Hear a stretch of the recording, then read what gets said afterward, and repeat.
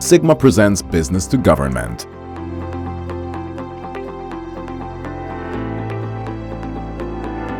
With MEP Peter Agius.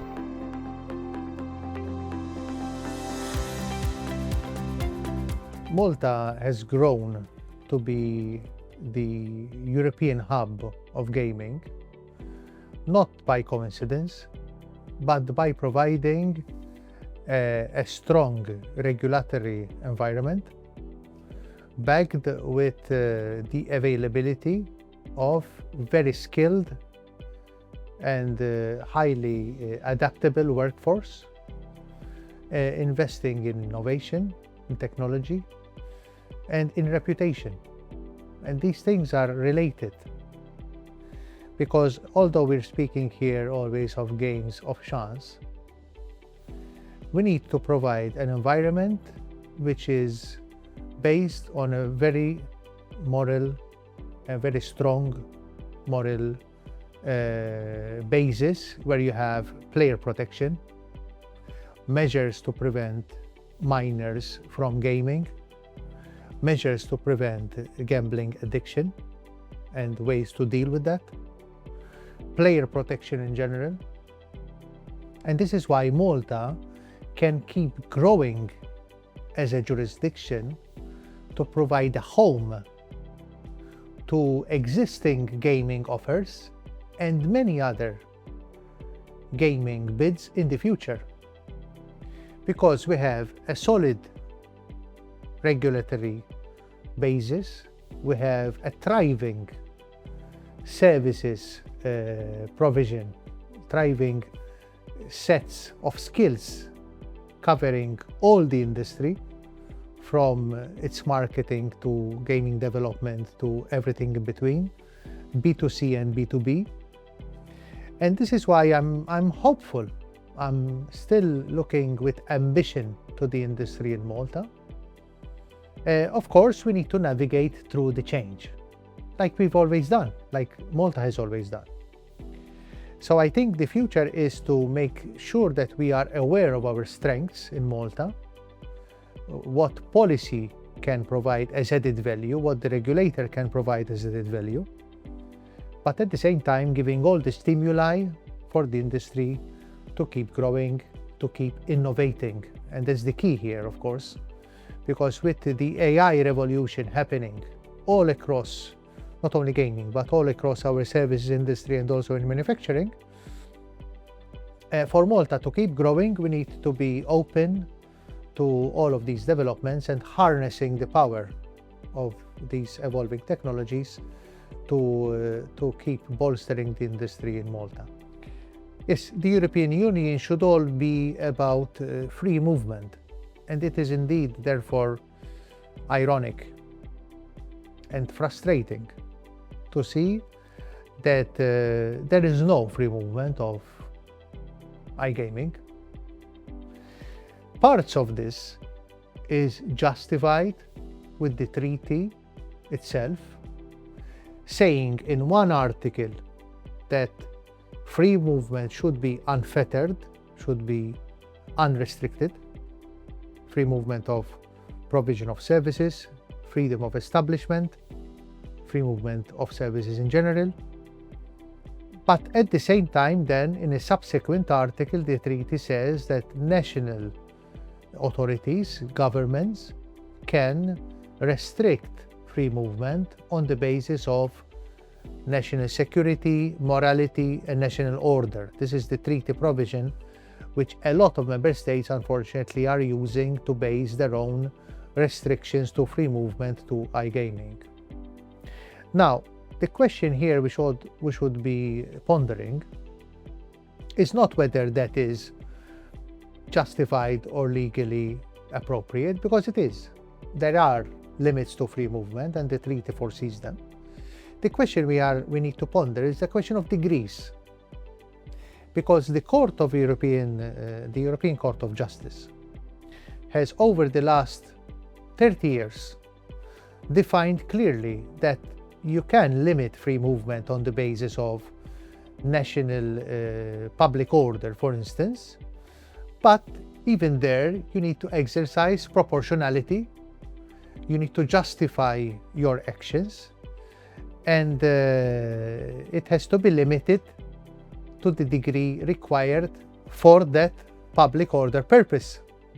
So you cannot use the treaty article on limiting free movement to actually limit free movement indiscriminately, arbitrarily. That you cannot do.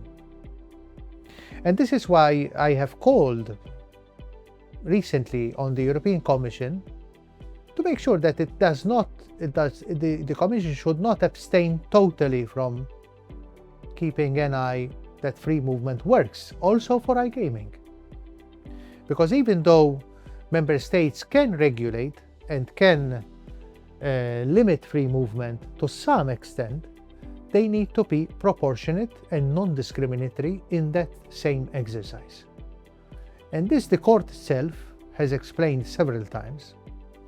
And therefore the Commission, the European Commission, it being the guardian of the treaty and the executive in charge of implementation, of seeing that the rules are obeyed, the rules are observed, the European Commission has a responsibility to see that national rules are indeed proportionate and non-discriminatory. And I must say that I feel, and a lot of the industry that speaks to me feels, that this exercise is not being done sufficiently enough to make sure that when there are restrictions, they are proportionate, they are non-discriminatory, and they do not go beyond what is necessary to justify restrictions to free movement as foreseen by the treaty. This is a very interesting argument. I think that a pan-European licensing regime is indeed not foreseeable in the current circumstances, and the reason is that given that national authorities have the competence to limit free movement on the basis of public order has always a national connotation. So far the treaty allows member states to define public order according to the needs of the different member states. The need for morality in Malta can be different from that in Italy or in Germany, and therefore national authorities will be able still to always keep a national regime in this perspective. But your question then asks, is there a room for harmonization? I would say that even though a European law on iGaming is not necessarily responding to the interests of a liberalized industry in Malta, because once you put it on the table, you don't know exactly what the European legislator will actually produce. So a gaming law is not necessarily in the interest of the industry, nor maybe in the interest of those who want to limit the free movement. It's very hard to find that balance right now. But there are many aspects of the operation of a game of chance which I think are worth discussing in terms of harmonization. For instance, right now in Europe, we're having a lot of discussions on age verification online. We're having a lot of discussion on the protection of minors online. There is a lot we can say also when it comes to advertising online, given this is not a national question, it's a pan-European or global question. So there is a lot of aspects which one can discuss, not necessarily with reference to gaming alone, but in a wider discussion on our behavior online. Of course, there are many other aspects which are worth considering from a gaming perspective, considering, for instance, the anti-money laundering provisions and other rules which I think should be better enforced when it comes to, for instance, notification of the member states' exercise of their national competences to limit free movement. This is something which should also be strengthened. Because right now what you have is, in some cases, you have national regimes which are being adopted and they are not being signaled or notified or approved by the European Commission. This is also something which can be examined further. Well, actually one needs the other, because I think the know-how and the practice developed in Malta, thanks to a very solid jurisdiction on player addiction measures, on the protection of minors online, and a number of other player integrity in gaming provisions. You know, Malta has become a bit of a leader in this area. I think there are many jurisdictions which refer to the Maltese model as a source of inspiration for some of these measures. And this is precisely why in some aspects of the gaming exercise, there needs to be aspects of harmonization of European norms. So indeed, in reality, the situation at present, with the lack of free movement and no harmonization and very little exercise of its powers by the European Commission, is actually leading to a situation where you have no player protection guaranteed, where you have questions on whether minors are protected online, where you have questions on whether you have enough gaming addiction prevention measures being undertaken when it comes to the gaming activity. And in fact, there are many indicators which show that a good part of the gaming offer right now for many Europeans is the illegal gaming offer, and that's where most of the abuse is happening.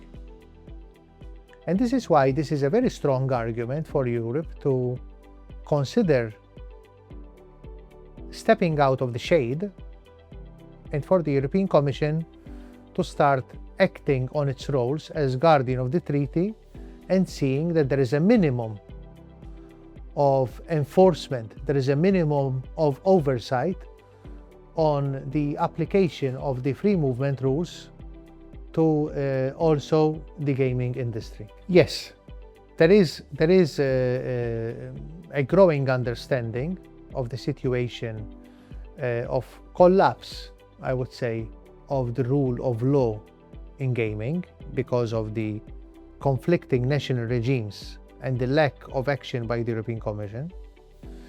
So there is a growing understanding across the board by many different politicians, both European and national.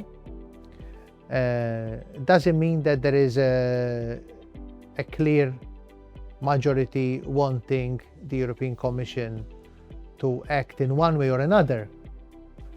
But certainly there is a concern that there is a lack of free movement, and we are facing basically a law of the jungle. Because when you see what's happening with the rulings of the courts in Austria, and then you see what's happening in Malta. So one is saying basically that whatever the outcome of a court case can be enforced in Malta, and invoking some sort of urgent, extraordinary source of law, which says that basically you don't even need a Maltese court to recognize your outcome. And that's really extraordinary. That's something which we don't normally face in other areas of law.